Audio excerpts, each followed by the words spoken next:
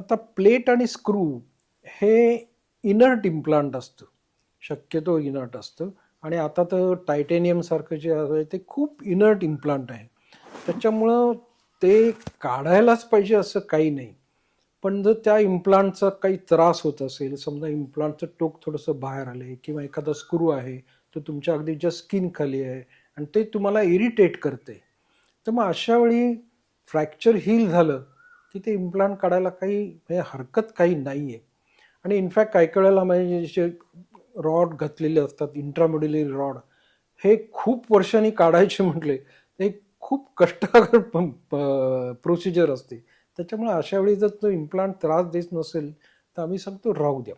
दुसरं एक इंडिकेशन असं आहे की इम्प्लांट जर एखादा जॉईंट बरोबर असेल, हिप जॉईंट, आणि एखादा ओल्ड पेशंट असेल त्याला पुढे मागे हिप रिप्लेसमेंट लागणार असेल किंवा नी जॉईंटच्या जवळ आहे त्याला पुढे मागे नी रिप्लेसमेंट लागणार असेल, तर अशा वेळी त्या इम्प्लांटचा पर्पज जर झाला तर ते इम्प्लांट काढलेले बरं. म्हणजे पुढे मागे जर त्याला कधी रिप्लेसमेंट थेरपी लागली, रिप्लेसमेंट प्रोसिजर लागली, तर ती इझिली करता येते. नाही तर इम्प्लांट्स काढणं हे काही अगदी आवश्यक आहे असं काही नाही. त्याचा त्रास झाला तर काढावा.